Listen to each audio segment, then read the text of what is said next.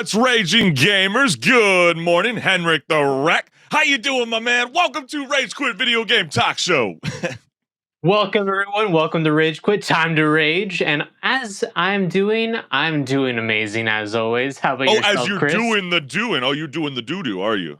Oh, well, that Hell kind of yeah. sounded weird. That sounded weird. Okay, well, let's reverse that. Let's start it over. What's raging, gamers? What's happening, fam? We got a jam-packed show. It's going to be a lot of fun. We're going to be talking about industry talk, gaming news, and so much more. But we always like to set the tone, show you guys content that's been circulating all across the globe. And this happened this week. This is pretty incredible. The EGK Tekken event was interrupted by Just Stop Oil protesters by spraying orange paint across the monitors. Let's see if they got their message across. And if you haven't seen it, we got that clip for you. Round for Joker very quickly with effect too. And you know the thing about Joker is that he likes to play that what this?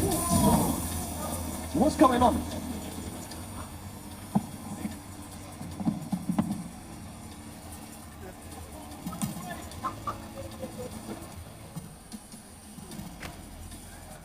We are Just Stop Oil, and we are demanding that the UK government immediately cease all new licensing for coal, oil, and gas.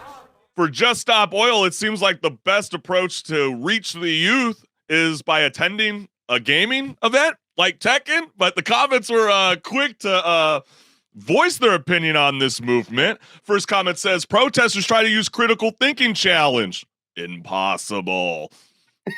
This fella clearly has nothing useful to bring to the table, but plans for change over drastically targeting an event with 0 points to their protest and ruining a good time. Probably plays mobile games. And last, the F? Does Tekken have to do with oil? So, HenricK, when you saw this and you see the orange paint being sprayed, like, is this the right approach? I mean, I saw this morning Greta just got arrested in London, so it seems like the Just Stop Oil is... they're on a rampage right now. I don't think this is going to be well, obviously they've been doing it for a while now, you know, kind of this disruption tactic, but do you see this moving anywhere? Does it get their message across? I mean, you know, bad publicity is still publicity. True. And I'm sure that's really their principle here, you know, is just rile up people to get their message out there. But is it really the best way about going that? Probably not, especially considering, like that comment said, Tekken has nothing to do with oil. Yeah, I mean, well, you know, you get the social media clout. I mean, clearly it got us talking about it on Rage Quit Video Game Talk Show. Obviously, we want to see a better future for our children, or like myself, hello, I'm not going away anytime soon on planet Earth, so yes, we want healthy air and etc. But there's the right way to approach, you know, climate activism. And think about it this way. I mean, yeah, sure, there's clout from this, but how many people out of the people who are going to watch this are actually going to go do something? Exactly. Absolutely stinking nothing. We're going to play video games instead. So sorry, brother. Exactly. We're going to play another round of Tekken. But you know what's really incredible? I really love this video because people are trying to break down gamer logic for those who might not understand the hidden language behind gamers. And if you don't know what I'm talking about, let's let the video speak for itself. Today, I'm going to talk to you guys about gamer math. Gamer math basically equals quantum physics because it doesn't make any freaking sense. I'll be on in 1 hour in gamer math. It actually equals a minimum of 3 hours. Now, this could be any span of time. It could be 3 hours, it could be 4, it could be 10 hours. I know, confusing, right? But it gets worse. One more game means you're gonna be on until sunrise, okay? So prepare yourself for a long night. Next, 1 HP, as in if your friend makes a call out, oh, he's 1 HP, I hit him so many times. That equals he's full health. Okay, your friend's a liar. Any questions? Any questions, HenricK? No, I know all this already very well, very well. My friends and I, we all know this actually, considering, you know, one of us will say, I'll hop on a little bit, you know, give me like 10 minutes. 10 minutes turns to an hour. Always, bro. I just gotta go get some dinner real quick. I'll be right back. Yeah. Bro's dinner is a full course 5 meal. Yeah, exactly. You ain't lying, fam. So comments, the first one that we had here was, all I see is just 2 nuclear bombs. My dude, beautiful women play video games. Don't act like this is something new. Second comment had, 1 more game equals until 1 win. Exactly. Very true. And last, biggest lie equals, bro, rush him. He's one shot. I think we're all guilty of this. The best part about that line is I see so many videos now also where it's like me lying to my bro that he's one shot so I can just watch him and eat my dinner. You're actually giving me some ideas, but don't be doing that while you stream it, because then he's gonna catch you. You know what I'm saying? He's gonna be stream sniping you, if you know what I mean. But hey, we're always talking about badass rigs and always the coolest setups out there. But one guy got kind of creative, and this is in Philadelphia. And let's see if my homeboy HenricK approves of this setup.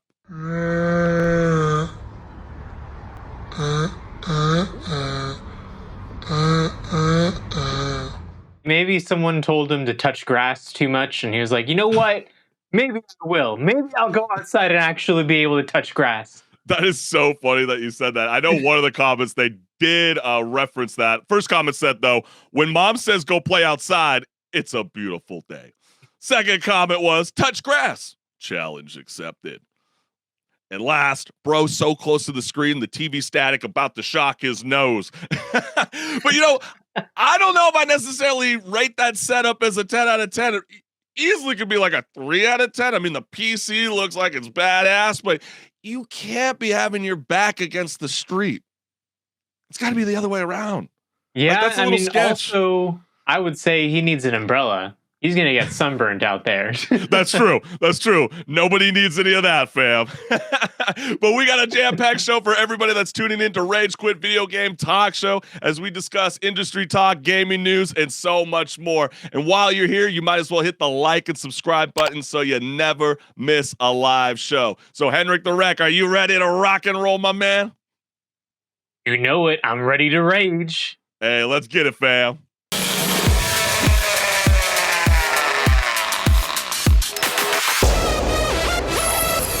Hey everyone, this is Pause or Repeat. Here we figure out whether a game is really worth your time and money. Today's game is Cyberpunk 2077's expansion titled Phantom Liberty.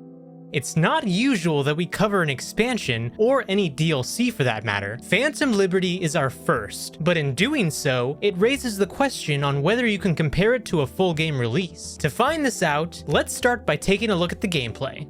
The gameplay is much the same as the base Cyberpunk 2077 game, but does have some additions. By now, most gamers will know about the game from its controversial buggy launch. However, the pre-patch that came out right before the expansion did revamped and reworked a lot of the systems for the base game, such as character progression and the police wanted system. The Phantom Liberty expansion also adds some gameplay elements if you have access to that content, such as unlocking a new relic tree to further progress V's abilities. Put that aside, a whole new area to explore and complete main jobs, side jobs, and gigs, and there's enough content to contend with some full games. But how does the story slot into the rest of the game?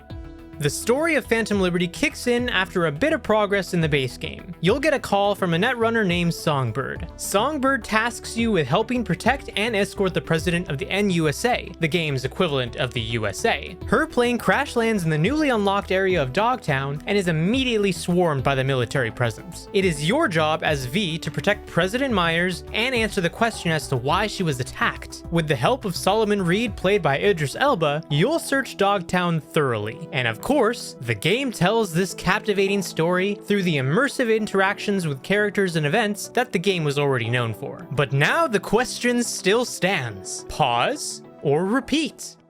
Last year, I played through the base game of Cyberpunk 2077 completely for the first time, and I actually really enjoyed it.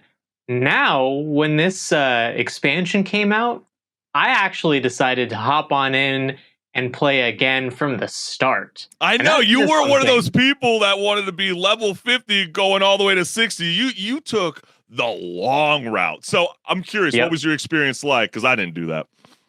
Well, my experience was definitely interesting in starting from the beginning and having all the reworked like character trees and everything to go through.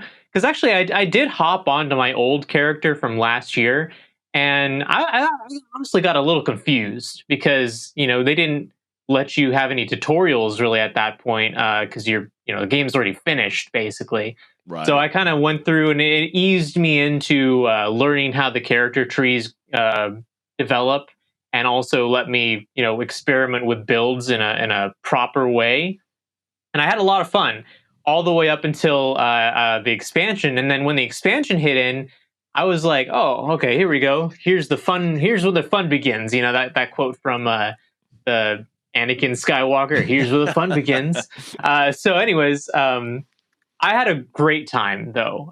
Considering I think that they already did a pretty good job with an engaging storyline in the base game, and I think that in the expansion here, CD Projekt Red actually did an even better job at immersing you in the story. And this really is a game where you have to sit down and really immerse yourself in the world and the storyline, because that's the whole point of it. Yeah. I always set aside, whenever I played this game, at least 2 hours to just go through things and sit down and just focus on playing it.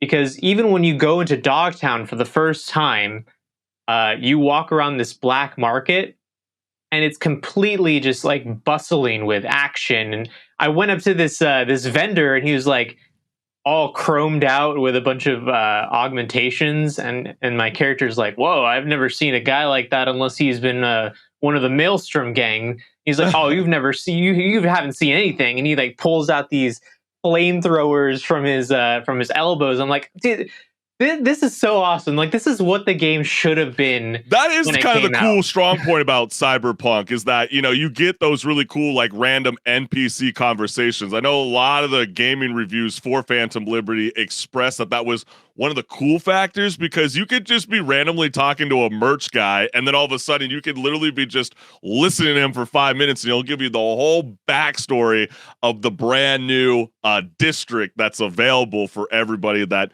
bought the new expansion. Yeah, exactly. And I want to say, comparing that to the base game, there's a lot less of that in the base game.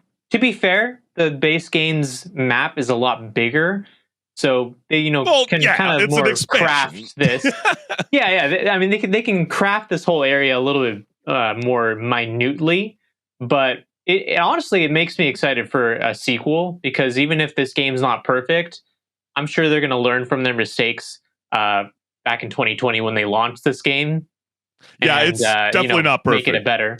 Just because they dropped a pretty badass expansion, CD Projekt Red should be forever reminded that was one of the worst game launches of all time, to be honest with you. Absolutely. I do think one of the greatest strengths about Cyberpunk 2077 is their primary main cast, and bringing on these new additions of Idris Elba's Solomon Reed. You got Songbird and Alex. I thought that was a very fun addition that makes the cinematic storytelling that much more compelling. But no spoilers here. I'm not going to say anything like that. But I personally felt, when I played the base game, I thought the ending was very lackluster. I kind of feel the same way after 20 hours of playing the expansion of Cyberpunk 2077. It didn't leave me with the ending that I was anticipating. I don't really know where they're going with this franchise, but don't let that hinder you from not purchasing this game. Like HenricK referenced, the skill tree is an amazing addition that I'm so shocked that they never added that in the beginning. The reflex, the technical ability, and the intelligence are all very cool assets that I like about playing Assassin's Creed, for example. It's really cool to know that as you're working your way up, you kind of get yourself a sense of reward as you play the game. And so with that being said, I think that's really cool. But also at the same time, just as a side note, what was really trippy, because we're always talking about this AI conversation, HenricK, with this new expansion, they had this Polish actor who unfortunately passed away back in 2021 and got the approval from the family to use AI technology to bring his character back to life. And for the players out there that don't realize who it is, that is Victor Vector. So what you are listening to is AI voice modulation. This is what's freaking out the immersive interactive scene, because, I mean, yes, they got approval from the family, but we've talked about certain cases in the past where the name, image, likeness, sorry, that's only in the sports world. That's not in video games. And so people like in Call of Duty are seeing themselves getting their voice or their likeness being used in operator bundles. You don't believe me? Search that up on your own time. But it is insane to think that the power of AI is able to keep some of these iconic characters or this singular character alive, which I think is very, very cool. Yeah, I'd say it's actually a very cyberpunk esque thing to actually Very be good able point. to do that. To be able to take samples of someone's voice and recreate it completely. And I'm sure, if the actual voice actor was still alive, the performance would have been even better. But Yeah. honestly, going through the game, I think that it was a good enough performance, and I don't think that it would have been the best choice to recast that character because he's such a pivotal character in the base game as well. He's the first Ripper Doc you ever go to, and you have such history with him. So, I mean, I'm glad that they actually did reach out to the family and they got approval, because I don't know what they would have done if they hadn't gotten approval. They probably would have had to recast They were definitely wanting to point. recast. The reports were told that they were hesitant about doing this because I think they were kind of sniffing that, like, oh my gosh, there's going to be a lot of rumbling when people find out closer to the launch of the expansion that, CD Projekt Red approved this movement. But guess what? I like AI. I think it's really cool. It makes everything very helpful in this world. But also at the same time, if you're going to utilize someone who is deceased, I think, in return, the family should on a level be compensated. And I don't really know necessarily the details behind that. From reading reports, it made it sound like they gave their sign of approval. So I don't think that's happened. But then again, this is all very new to all of us. But going back to Cyberpunk 2077, Phantom Liberty, I think it's a great addition. I think it's a lot of fun. You're going to want to repeat this, fam. And like HenricK did, don't make the mistake I did and just jump right in from your same character. You need to start from the beginning, fam. It is a perfect time to revisit this game. And when I played it, I had it on the PS4. I know people are laughing at me. Why the hell did you even try to play that game on the PS4? It doesn't matter. When you have a broken game and you promise that it's perfect on the day of the launch, that's BS. So I don't really care what anybody else thinks. But now it's a lot better, fam. Enjoy yourself. Have a great time. What about you, HenricK? No, absolutely. It's a repeat for me as well. I could definitely see myself going through the expansion at some point in the future again. And at the very least, it's a repeat because I'm now playing through the game a second time after playing through last year for the first time. So that's my opinion on it. But I do think, comparing this especially to a lot of the games that have come out this year, it actually does hold a candle to a lot of even the full-fledged games. And that by itself is already a reason to call it a repeat. Even comparing it to like Starfield, the performances in this game are so much more engaging than the performances in Starfield. Not to knock the actors in those game or in that game, but just it doesn't compare, honestly. Yeah. No, it's true. I mean, it's true. We got to recognize it's real, and we're giving it to you straight. And trust me, we're going to be later talking about some of the elements that it comes to expansions and what does it mean for 100-hour plus games. We'll save that for patch notes. That's why you got to tune in, fam. But you heard it from us. We both got to repeat. But we definitely want to hear from you. Comment live during the show. We want to hear from you because gamers, you guys make this show possible. But stick around because we got so much more left here on Rage Quit Video Game Talk Show. So let's get it, fam. Let's get it.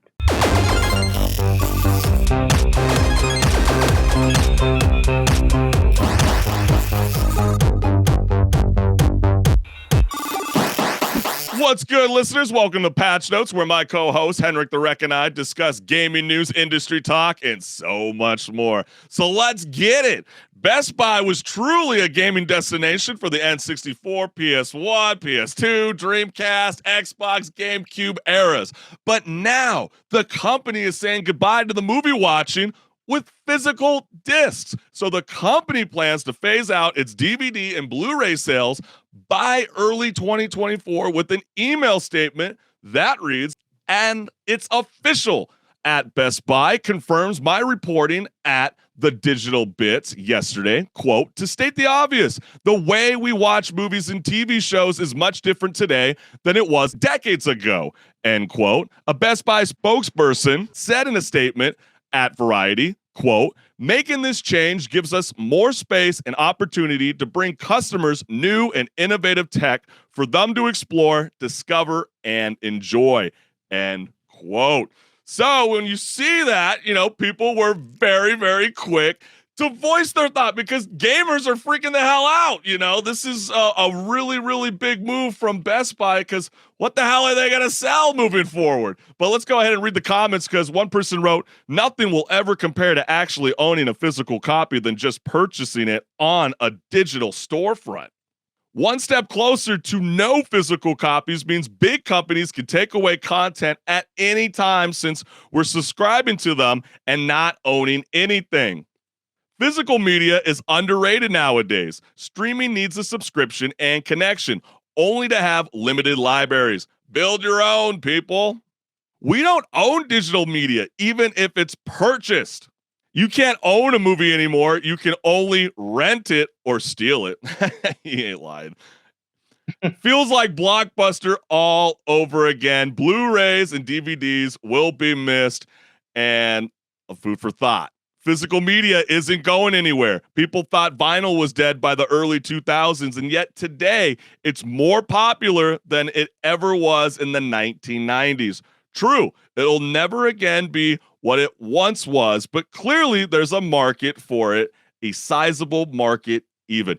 And you know what was, before I bring you in, Henrik, what I thought was kind of fascinating on late night, Pete Davidson was making his rounds, and he had a very funny conversation talking about how he bought like over 10,000 sealed VHSs. And he was saying that the 20th anniversary is coming up around 2026. And people were laughing at him at the time for buying the sealed versions of these VHS. And he's like, man, I just saw recently that Rocky sold for 27,000.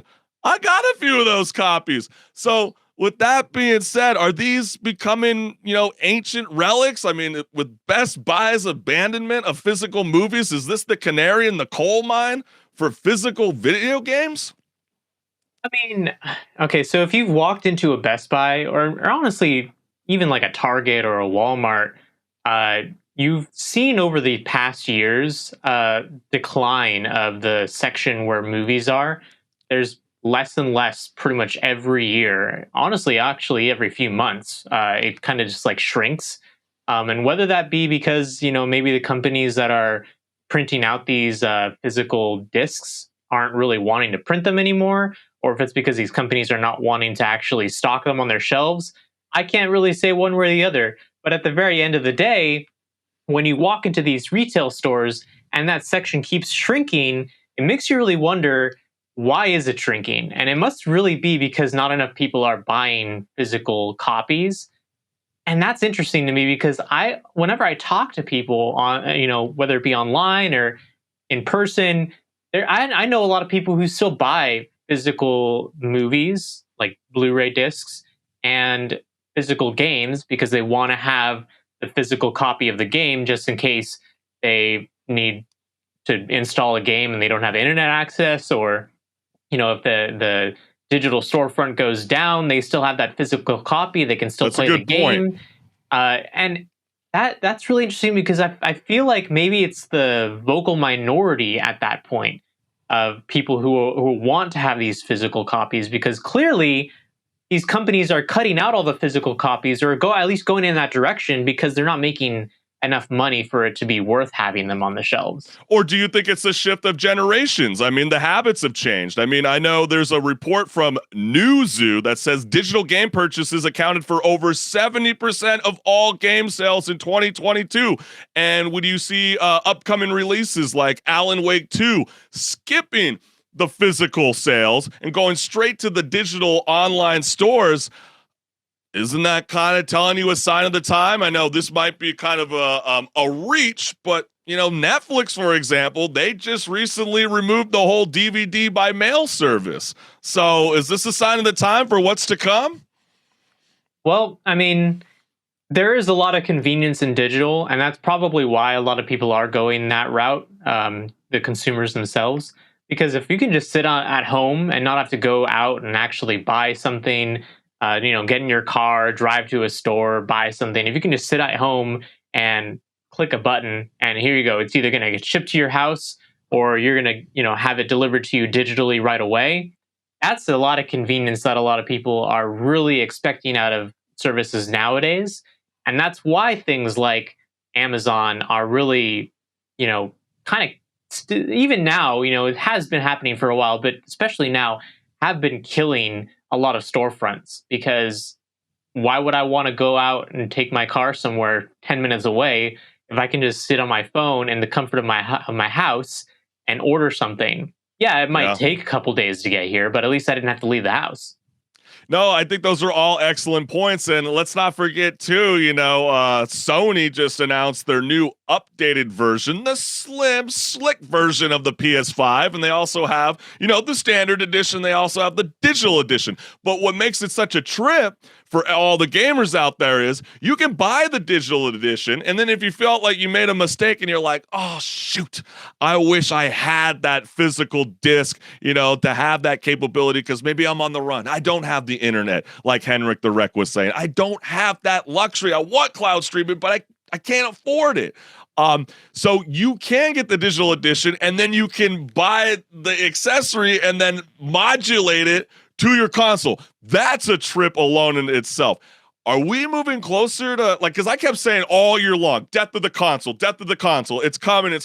I still feel that. But I feel like a lot of these, like Nintendo, like Microsoft, like Sony, I think they're all kind of panicking about that idea that consoles could potentially go away. And I think they're now trying to embrace this PC-like culture by being able to kind of modulate your console. Do you think that's what's going to potentially make it survive? Because smart TVs are coming. They're going to be cloud streaming, and it's going to really, really, really hinder the experience. That's why, you got Activision Blizzard being bought out by Microsoft, because that's going to have to be their next move. They're going to have to buy out the studio companies if they want to be relevant.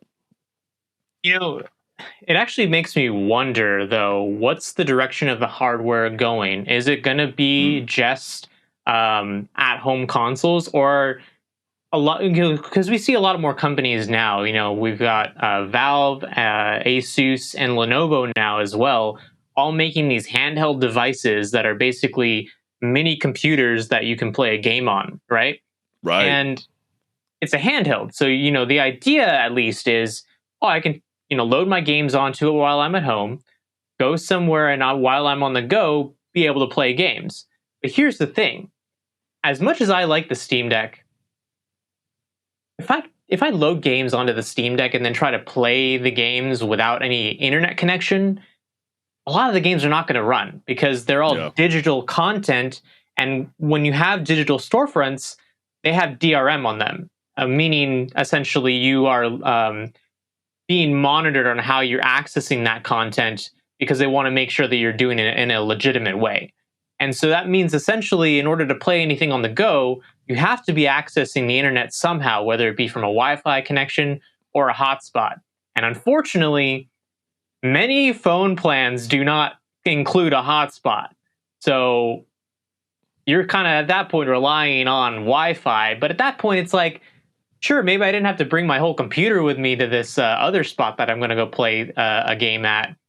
But kind of like the majority of people's travel when they're going to be playing games, if they're, say, for example, going to be on a bus or a train, they might not be able to even play a game on the bus or the train if they don't have internet access. As opposed to if they have physical copies, you can just slot that in, no internet access. Here we go. We can play some, Mario Party or Mario Kart on the train or the bus on the way to wherever I'm going. Yeah, and that's all really, really good points. And, and like we know with like PlayStation Plus and the Xbox Game Pass, games come and go. So, if you really want to own that game for essentially a lifetime, you're going to need to own the physical copy. But what was also a trip this week was PlayStation announced on their premium service, that's the highest of the tiers, that PS5 games are now going to be available on the cloud streaming service. I personally got really excited. I love the new feature where you can play PS Plus games on the PC, but there's a catch, HenricK.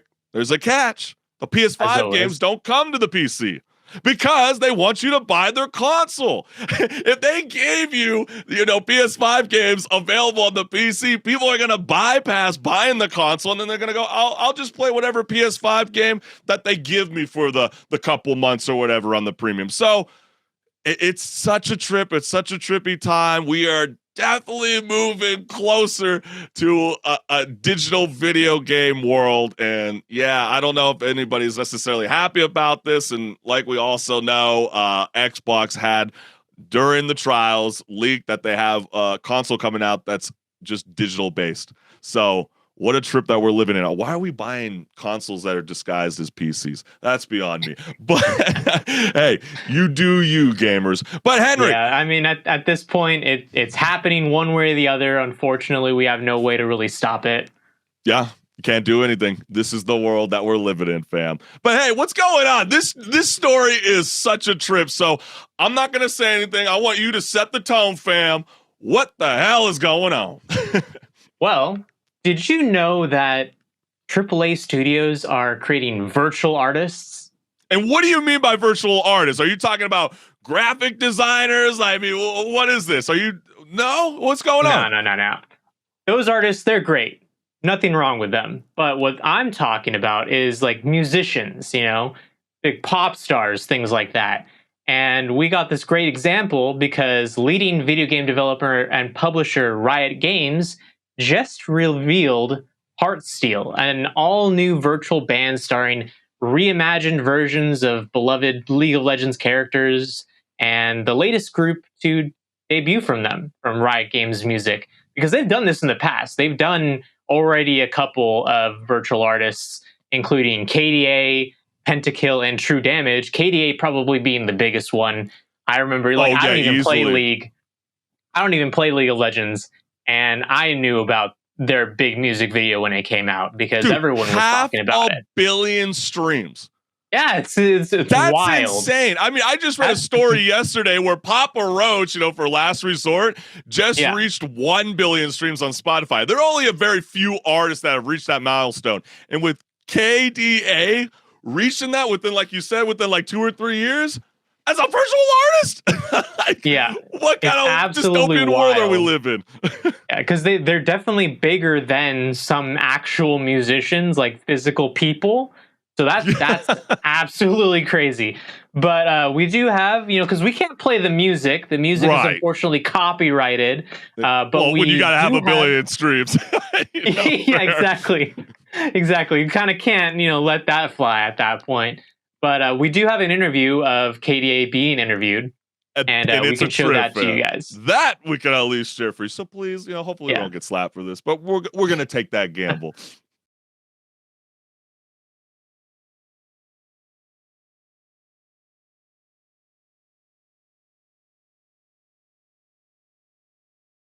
That's HEARTSTEEL. I mean, they are a group of what they claim to be dynamic daredevils dedicated to an unapologetic individuality and creative expression. Whatever the hell that means. But gamers can watch their upcoming debut single, Paranoia, dropping Monday, October 23rd. And so let's go ahead and rattle off the comments about these virtual artists. First one that we got here was, it's crazy to me that KDA have a fandom that don't care or play League at all. It's a testament to how well KDA works. Riot needs to realize we don't need a KDA skins every time they release something. We just want more music. Skins are a bonus. Laughing out loud. Although not a fan of League, their musics are seriously banger. This is the lineup. I'm not gonna go through it. I feel like I'm gonna butcher everybody's name, so I'm a do service, okay? But this is on screen. If you're joining us on YouTube or Twitch, wherever you're joining the show, Twitter too, or X. Sorry, don't slash me apart. X, that's what it is, Elon. I get you. But that's the lineup right there. Really incredible to see how they can turn these people into virtual artists. And Israel Young Kane. Oh gosh, they made me do it, fam. Shit. Well, I hope I didn't butcher their name. Looks great in my opinion. Set and I'm not gonna do it. It's just their base base model, 100%, not even changed. And I don't know. Is it just me or Fel looks weird here? Someone's gonna rip me apart of League of Legends. If you can't find out, I don't play that game. Okay, I'm sorry. I got a lot of friends that love playing that Hey, game. you know what? You're not missing out because every time I hear people play that game, they're just raging. That's it. Man, I got homies that are religious about that game.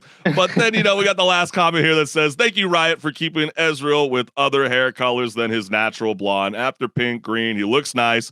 Yon also looks great. So this always trips me out because who would have thought that like gamers and, just people that are non-gamers would actually embrace, like in HEARTSTEEL's case, League of Legends characters that are now being revamped to be virtual artists, and then you embrace them as music lovers. Like, I just sort of trip about that. And just to kind of break down even more about what even HenricK was bringing up at the top about KDA, their debut single Pop Stars was recently certified platinum, and its music video became the most successful debut for a K-pop group in YouTube history, getting over 560 million YouTube views to date. That's remarkable. So are our future kids, are they not going to go to live concerts? Like, are we going to the, I mean, is the Era Tour that Taylor Swift's setting off? Is that what we're all going to do? We're going to go to the movie theaters and we're going to go watch HEARTSTEEL for an hour perform on the big screen? Well, I mean, to be fair, I can see it happening because we see that happening with a lot of the VTubers that are going around now where it's someone, actually being motion captured in real time.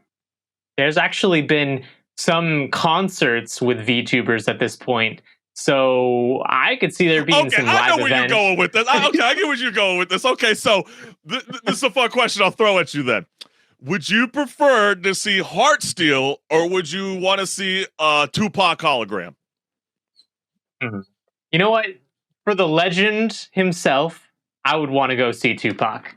But the hologram version though, you would rather see the hologram over the HEARTSTEEL? I never got to see him in person, so. Well, you still won't. I mean, true, yeah. So, okay, well, you're from the South. I think that's a little spooky, in my opinion. I'm not a big fan of all these weird holograms going down. But I think, with HEARTSTEEL, I think it's got a lot of potential. It kind of reminds me of that, like, Finding Nemo interactive experience, where you see a lot of those funny videos, like, talking to the characters on the screen. I mean, wouldn't that be kind of a fun experience if, like, HEARTSTEEL linked up with, like, a theme park? I don't know where, but you can actually have that interactive experience where you feel like you're actually talking to these virtual artists and then they perform to you in real time. I can kind of see that going, but then again, this is so strange. It's such a trip to see that Riot Games created their own record label to create music. Who would have thought that it would be such a phenomenon today? Insane. Yeah, go for it, brother. It's an absolutely great marketing strategy because, like that comment was saying, there's a fandom of KDA that doesn't even play the games. And if you can at least translate over some of that fandom to play in your games, you've already won.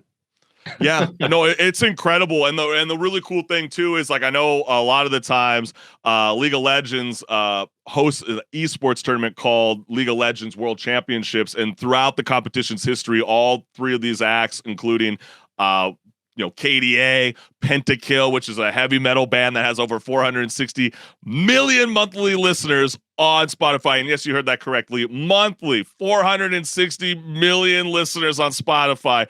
That's incredible. And also another hip-hop virtual group called True Damage, which amassed over 165 million streams across DSPs. So that's a trip, totally insane. And to see that, people like Imagine Dragons and Lil Nas X over the years have taken advantage and have created anthem music for these esports tournaments is totally incredible. And yeah, man, who would have thought that esports is essentially bringing Super Bowl halftime show vibes to gamers? Very, very cool. Yeah, absolutely. I mean, especially considering these esports tournaments are basically like the Super Bowl for a lot of these gamers when it comes down to it. And I really wouldn't be surprised, 15, 20 years from now, esports are as big worldwide as the Super Bowl is on national television.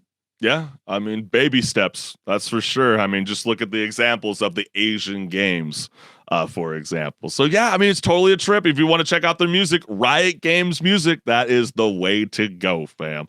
But hey, I say we transition on to the next topic of conversation.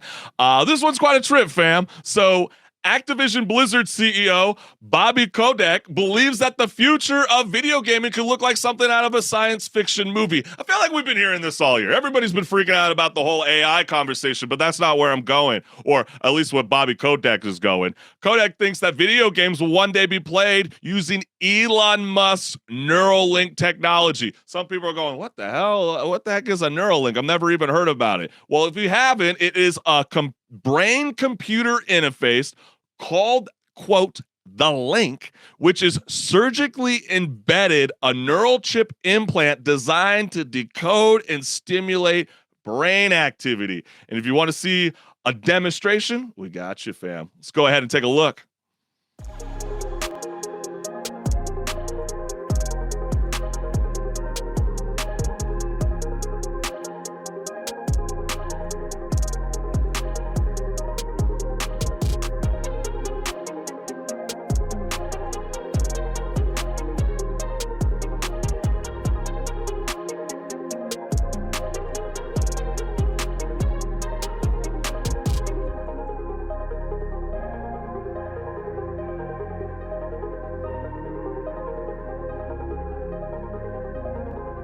So Bobby Kotick thinks Neuralink-like brain interface could become one of the ways in which we ditch the joysticks and controllers, and also believes that Neuralink will be the route that we go when we view movies. So, of course, as always, people were quick to respond about Neuralink because I don't know if people know this. FDA just recently approved the very first human trials for Neuralink. He's been tested it on monkeys in the past and etc. But let's go ahead and read the comments, because the first person wrote here, glad I'm old enough to be passing through this time in our history to just miss technology like this in the coming decades before it becomes, quote, mandatory, end quote. For someone who is certain that AI is going to destroy the human race, Musk seems to be doing his best to put us right into the matrix.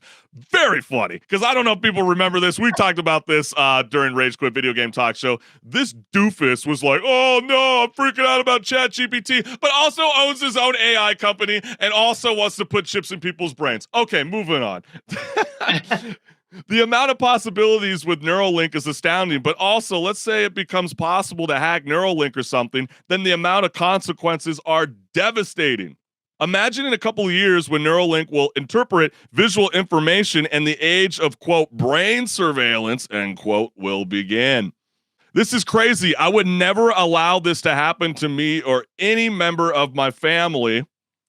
And last, for almost 10 years, I've had an electronic device implanted in my left hip area. It electronically blocks sciatic nerve pain. I recharge wirelessly on a daily basis, and it has been life-changing after 3 years of barely walking or standing. If Neuralink could be medically applied for those limited physically by illness or injury, I support this.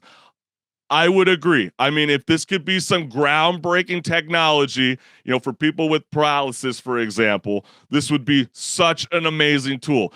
But again, we are not here to talk about the medical field. We are here to talk about Bobby with this quite ambitious statement, which was funny, by the way, because he hosted his own town hall meeting with James Corden, the infamous late night host that got in trouble behind the scenes with his staff. Oh, and remember, Bobby got in trouble. Well, yeah, that's besides the point.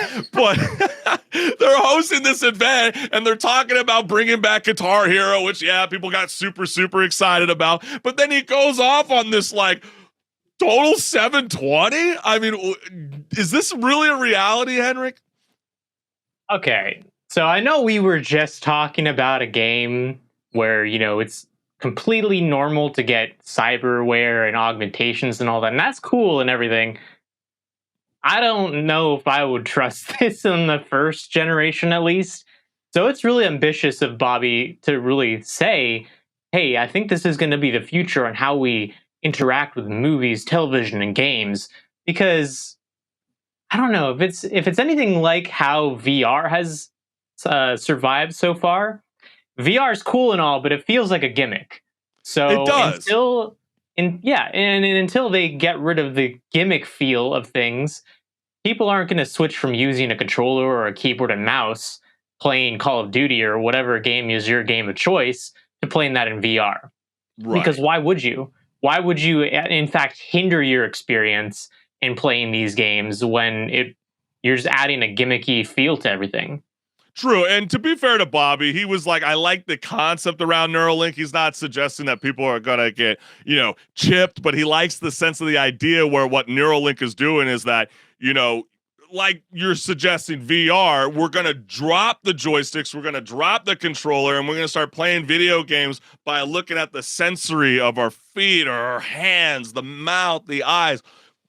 I just don't see that happening. How could you play a lot of your favorite shooter games, for example? How are you supposed to play Zelda? I mean, maybe you can play Pokemon by pretending to throw a fake ball. I mean, I have no, we've seen it. I feel like we've seen it with Pokemon Go, but I feel like it's such a stretch. I mean, I don't think VR and AR is going to be figured out for like another 10 or 15 years in the video game space, at least. I think they'll have a lot of success when it comes to short film and movies.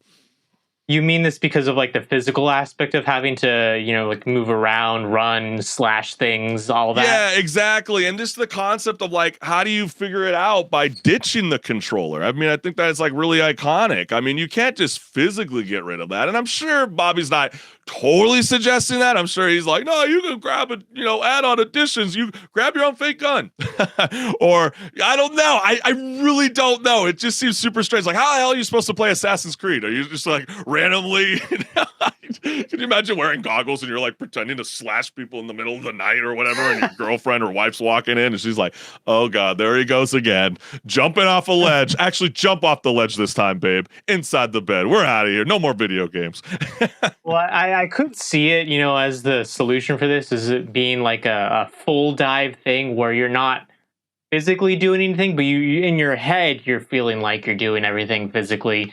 But I feel like even then it would be kind of, I don't know, jarring to a lot of people to go and all of a sudden be playing Call of Duty in a war zone. Yeah. Like fully immersed. You're gonna find a lot of people walk out of that with some sort of PTSD. Yeah, that's true. And, I wish I thought I'm just thinking about this now, fam. I had an amazing opportunity to speak with a gentleman on the Chris Collins show, where he is the founder of iHarp, EYE, and the harp, the instrument. And what they do is for people that have serious disabilities that want to play music, well, they play by using their eyes, and they point towards the direction of the note on the screen. It is very, very cool technology. So seeing how that is accessible like 2 years ago, and to see, Bobby kind of, use Neuralink is maybe not the best of example to use, because yes, it does freak everybody out. Definitely gives me Phantom Liberty vibes. But hey, who knows? I mean, is this for you, gamers? Definitely let us know what's good. We definitely want to hear from you. Absolutely. Yeah. Let us know, because you know what we say about that at this point. So yeah, pretty much. I think we voiced our opinion. Now we need to hear from you, fam. Yeah. Hey, but HenricK, what the hell is going on? I know there's been a big debate surrounding Assassin's Creed Mirage, and even Spider-Man 2 is being thrown in the mix. So go ahead and set the tone. What's going on? Well, let me pose the question to you, Chris, and also our viewers. How often does the latest entry in a AAA game promise to give you less than the one that came before it? I don't know. Yeah, I can't really think of anything, right? Because I feel like a lot of the AAA games, when they get sequels, the sequel usually tries to one up the previous game in a like a grand manner. If the game before it had like 80 hours, you can expect that the next game's either going to have the same amount of hours or maybe even more, like 120 hours of gameplay. Yeah. And that's kind of what's happening with Assassin's Creed Mirage, because it's a dramatic shift from the last 3 games in the series, Origins, Odyssey, and Valhalla, that boasted entire countries to explore and enough content to last up to about 140 hours for each of them. That's insane. Yeah, it's a lot. I believe we saw the term country-based game, not even just like open world, just country-based game. There's fans online that are calling Assassin's Creed Mirage city-based video game. Yeah. And they're calling the last 3 adaptions country-based. But yeah, I mean, Mirage, I mean, it's been celebrated as the side missions and doing the hidden treasures as probably like 30-hour adventure, but what's going on? Why are people expressing what's going on? Because wasn't it kind of receiving relatively positive reviews?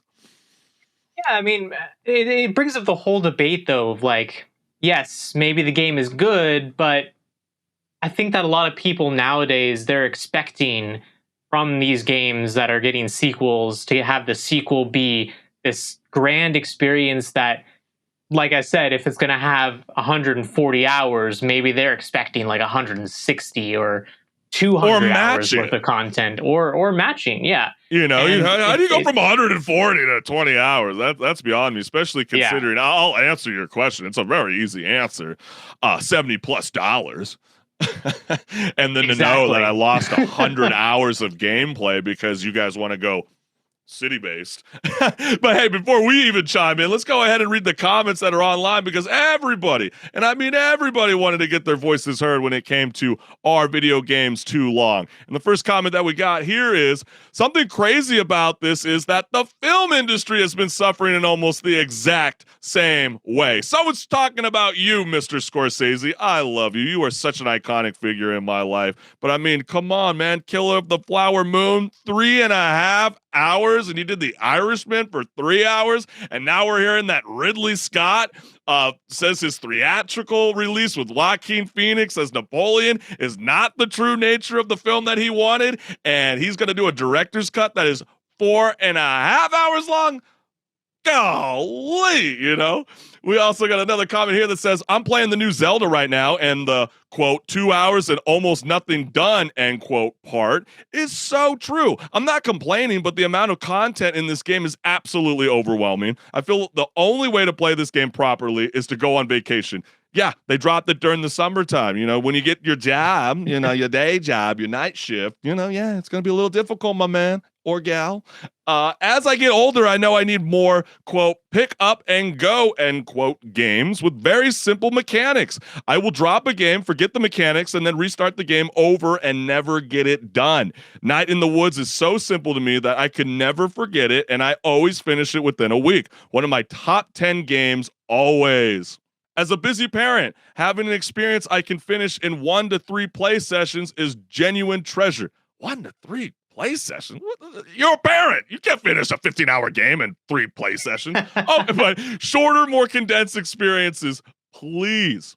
Armored Core 6 is probably one of the smallest games to come out this year, but you can play it through 3 times to get all 3 endings without getting bored. Then play it through a 4th and half time to S-rank every mission, then maybe a 5th to find all the secrets, then play for days on end in PvP.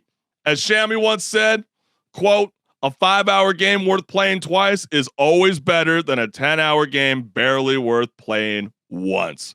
End quote. So you heard from the people, and you know, yes, Assassin's Creed Mirage is definitely, you know, yes, again, you know, it's receiving positive reviews, but also it's getting like, dude, come on.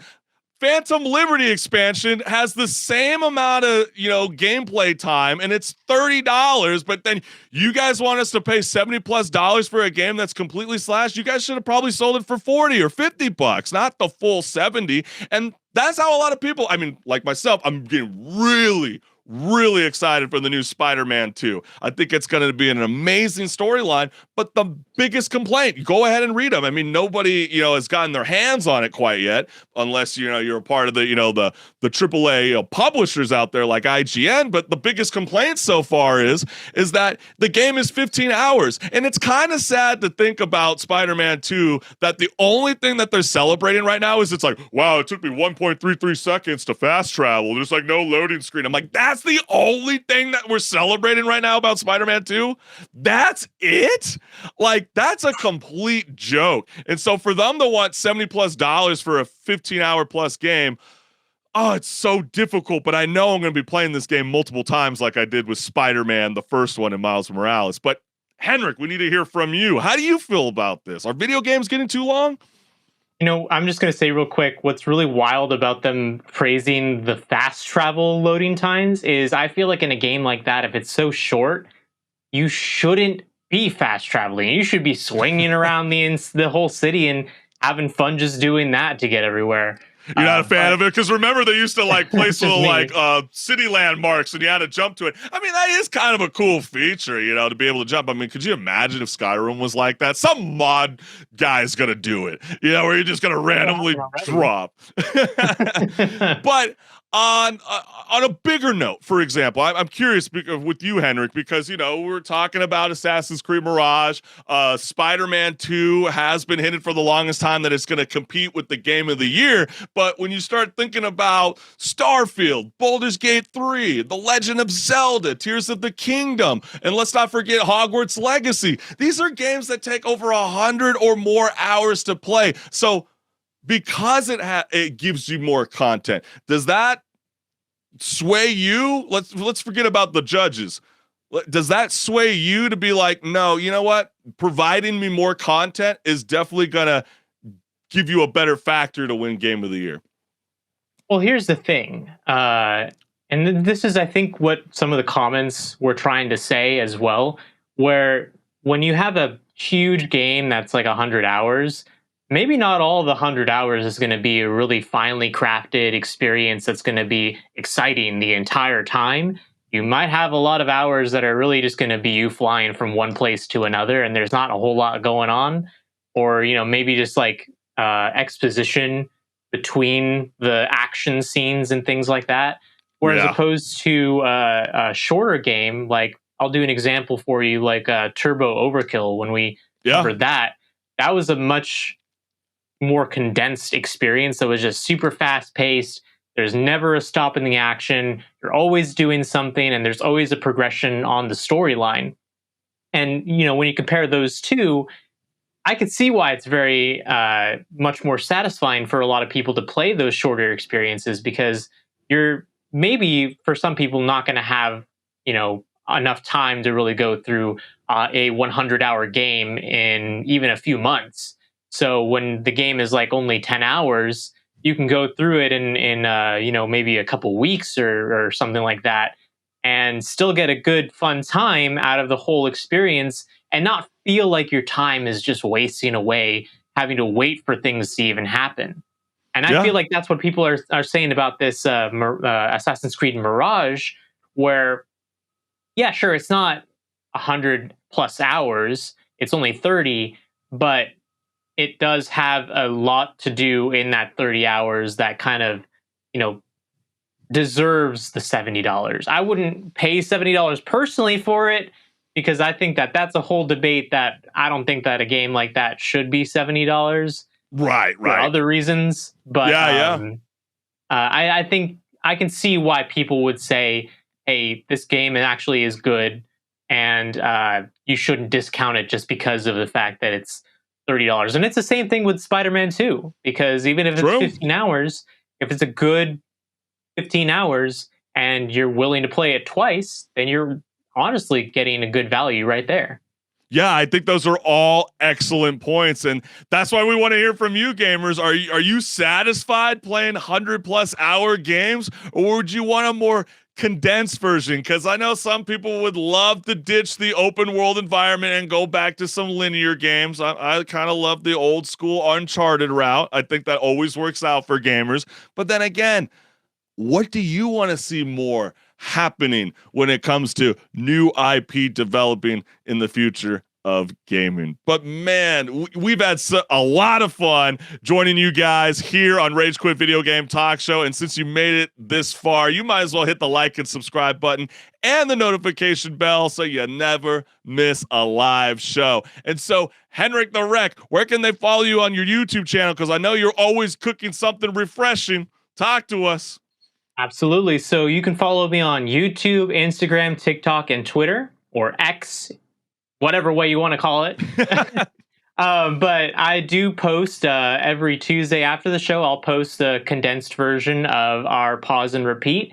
And on Fridays, I post either a series video from Games to Play or In Development Soapbox.